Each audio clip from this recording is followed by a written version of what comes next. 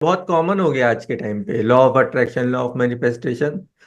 तो हमने वहां पे वही सारी चीजें पढ़ी जो धर्म ने बता के रखी हैं हम लोग को। हाँ, लेकिन हम लोग को उस तरह से, उतने व्यवस्थित तरह से नहीं बताया जाता।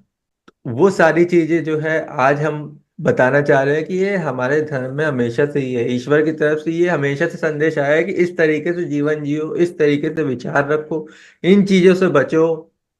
तो सारी चीजें बताई गई हैं। और अब अभी की परिस्थिति ये है कि हम लोग अगर कुछ अट्रैक्ट कर रहे हैं ना, अगर देवगढ़ हमारी किसी चीज में मदद कर रहे हैं तो नेगेटिव चीज है, क्योंकि हमारा ध्यान ही नेगेटिव हो गया है। आज के टाइम पे पूछो कि तुम क्या हो, तुम कैसे होना चाहते हो, तो अधिकतर लोगों का जवाब होगा मैं ऐसा नहीं होना चाहता। उनको पता ही नहीं कि वो होना कैसा चाहते हैं। जैसे मैं बीमार नहीं होना चाहता, तो बीमार नहीं होने में भी सब्जेक्ट तो बीमारी है ना आपका। आप बात तो बीमार की ही कर रहे हैं। तो देवगढ़ को क्लैरिटी चाहिए कि चाहिए क्या, किस दिशा में हम तुम्हारे लिए मीडियम्स लेके जाएं, सिचुएशन किस दिशा में हम लेके जाएं। अब बोलो कि हम स्वस्थ रहना चाहते हैं, तो उस दिशा में सारी चीजें जाएंगी धीरे धीरे। वहां पे भी कॉन्शियसनेस है, वहां पे भी क्लैरिटी का काम करता है। अगर आप चीजों में क्लियर नहीं है तो आप फंसे रह जाएंगे। अगर आप दो गोल के बीच में क्लैरिटी नहीं है कि क्या जरूरी है, और उसकी तरफ अगर एनर्जी नहीं डालेंगे, तो आप ना इधर रहेंगे ना उधर रहेंगे, फ्रस्ट्रेशन आएगा। तो बैकग्राउंड में भी आपके लिए जो कानून काम करता है उसमें भी, वहां पे भी क्लैरिटी चाहिए। और हम लोग ऐसे गोल्स बनाते हैं जो एक दूसरे के अपोजिट होते हैं। एक तरफ जाने की कोशिश करते हैं, दूसरा छूटता है, दूसरे तरफ की जाने की कोशिश करते हैं, पहला छूटता है। और सबसे बड़ी बात है, हमारी अपनी लाइफ में प्रायोरिटी सेट नहीं है, हमारी अपनी लाइफ में वैल्यूज की प्रायोरिटी सेट नहीं है कि मेरे लिए सबसे पहले क्या आता है। तो अब बताते हैं कि वेदों ने इसे कैसे बताया। देखिए, सबसे पहले ये बताना जरूरी हो जाता है कि आज के टाइम पे, क्योंकि ये मॉडर्न टाइम है, साइंटिफिक एरा है, तो हर चीज लोग साइंस के पर्सपेक्टिव से देखने लगते हैं। हमने आपको पहले भी बताया था कि वेदों में, स्क्रिप्चर्स में हमेशा झलक मिलती है। झलक इसलिए मिलती है ताकि इंसान भी कुछ ध्यान करे, रिसर्च करे, और उस लॉ को डिस्कवर करके उसको अपने लिए यूटिलाइज करे, अपने बेनिफिशियल के लिए, और ह्यूमैनिटी के, मानवता के भलाई के लिए उसका मतलब उसको उपयोग किया जाए और लोगों को बताया जाए। अगर सारी चीजें आपको एक ही किताब में मिल जाएंगी तो वो किताब फिर देख के ही आप डर जाएंगे। आज के टाइम पे अगर कोई सबसे मोटी किताब होगी तो इंसान उसको देखता नहीं है। उसको बुक्स के मतलब कैटेगरी में अगर आप बोले ना, जहाँ पे बुक्स मिलती है, स्टेशनरी या बुक फेयर में जाएंगे या कहीं पे भी, तो कोई उधर ध्यान ही नहीं देता है। सब देखते कौन सी छोटी सी पतली सी बुक है जिसको हम पढ़ सकें। तो इसलिए ईश्वर ने हमेशा उतना ही दिया जितना कि जरूरी था, और उसका ब्रीफ दिया है हमेशा, उसका सार दिया है। गहराई में उतरना हमारी जिम्मेदारी है। जितनी हम गहराई में उतरेंगे उतनी उसकी महानता समझ में आएगी, उतना ही उससे और जुड़ेंगे, और उतनी ही उसका, कह सकते हैं ना कि उसी तरह से सत्संग भी कर पाएंगे, उसके बारे में लोगों को बता पाएंगे। तो ऋग्वेद में आता है, देवा यदज्ञम तन्वाना अबदनन पुरुषम पशुम। कहने का मतलब है कि ईश्वर प्रजापति के प्राण रूप देवताओं ने पुरुष को मानसिक यज्ञ के अनुष्ठान काल में वर्ण किया। प्रजापति ईश्वर का एक नाम है। हम सब प्रजाएं हैं। जैसे गणपति है, वैसे प्रजापति है। एक राजा होता है, उसकी प्रजा होती है। तो प्रजा में हर कोई आ जाता है जो वहां रहने वाला है, तो हम सब प्रजाएं। और वो हमारा राजा है, वो हमारा स्वामी है, मास्टर है। तो प्रजापति, उसके प्राण रूप देवताओं ने, मतलब वो भौतिक नहीं है। जो देवता है, जो देवगढ़ है, वो भौतिक नहीं है।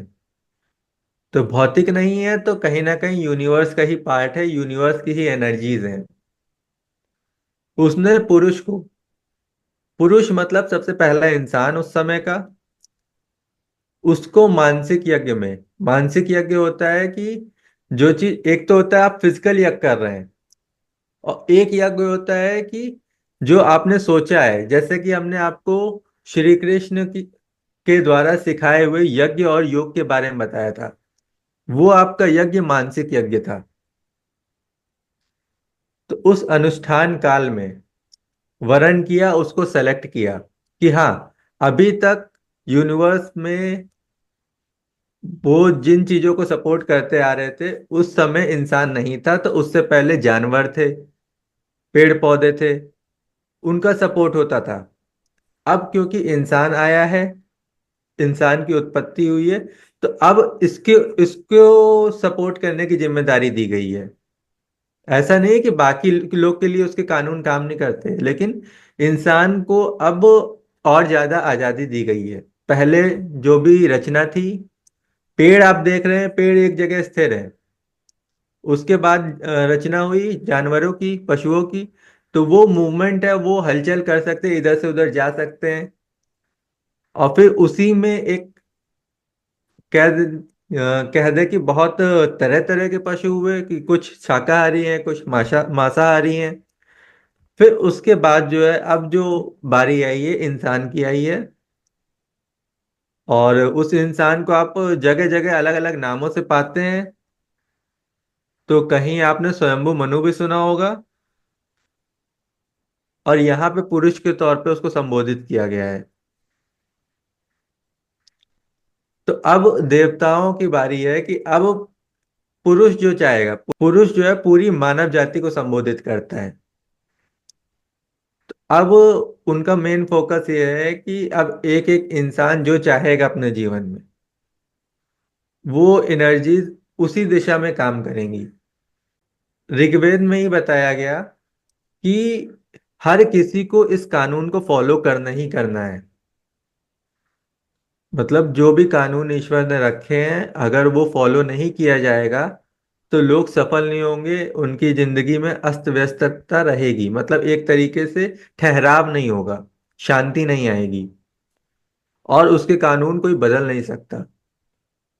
आप देखिए कि एक मूवी आई थी द सीक्रेट, उसमें कुछ इसी चीज की बात की गई है कि बहुत सारे लोग जो आज सफल हुए वो इन सारी चीजों को जानते थे। हम नहीं जानते, जानते थे कि नहीं, कि उनके नाम से चीजें बताई गई, बट उन्होंने हमेशा ये बोला कि आप पॉजिटिव सोचें, हर चीज में पॉजिटिव सोचें, आपकी तरफ से कोई भी चीज नेगेटिव नहीं होनी चाहिए, इस तरीके से आपके गोल में क्लैरिटी होनी चाहिए, इस तरीके से हमारे सामने रखी गई। लेकिन सवाल ये उठता है कि जो एक लॉ जिसको ज्यादा से ज्यादा लोग समझ के अपने जीवन में सफल हो रहे हैं, और बहुत कॉमन हो गया, law of manifestation, law of attraction, क्या काफी। धार्मिक ग्रंथ में, क्या ईश्वर ने हमें इसका कुछ संदेश नहीं दिया, कुछ नहीं बताया इसके बारे में? ऐसा कैसे हो सकता है? और ये तो हमारी सफलता के लिए जरूरी हो गया। तो यहाँ पे ये मिलता है कि ईश्वर के प्राण रूप देवताओं ने पुरुष को मानसिक यज्ञ के अनुष्ठान काल में वर्ण किया, उसको चुना कि अब सारे काम उसी हिसाब से होंगे जिस हिसाब से इंसान चाहेगा। इसमें ये कोई फर्क नहीं है कि वो किस धर्म से आता है, किस रिलीजन से आता है, आस्तिक है, नास्तिक है, संशयवादी है, क्या है, कोई फर्क नहीं होता। जो कोई भी इस लॉ को ध्यान में रखते हुए अपना काम करेगा, उसको रिजल्ट्स मिलते जाएंगे। ऋग्वेद में ही बोला गया, बिना परिश्रम किए देवताओं की मैत्री, देवताओं की दोस्ती नहीं मिलती है।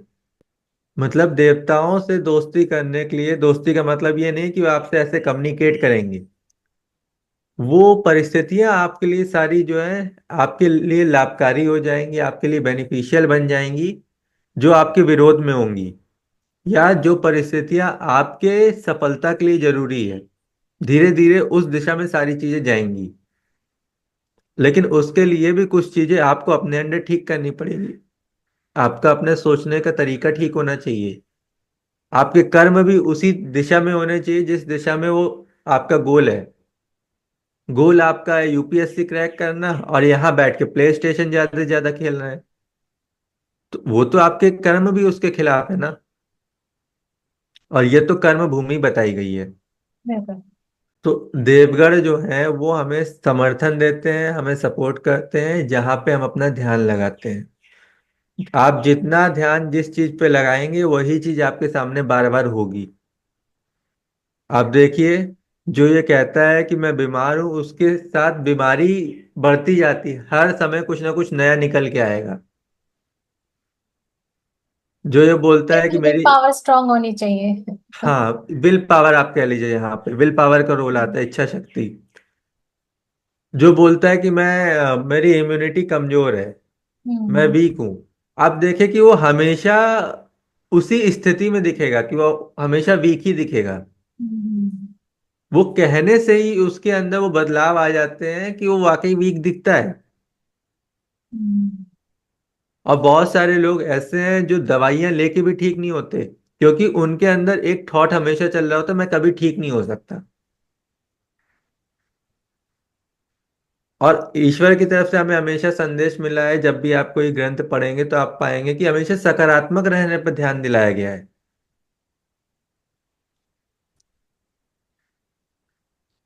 अब इसकी एक शर्त भी बताई जाती है कि ये काम ही उसके लिए करता है जिसको पूरा भरोसा हो कि हाँ ये काम करता है।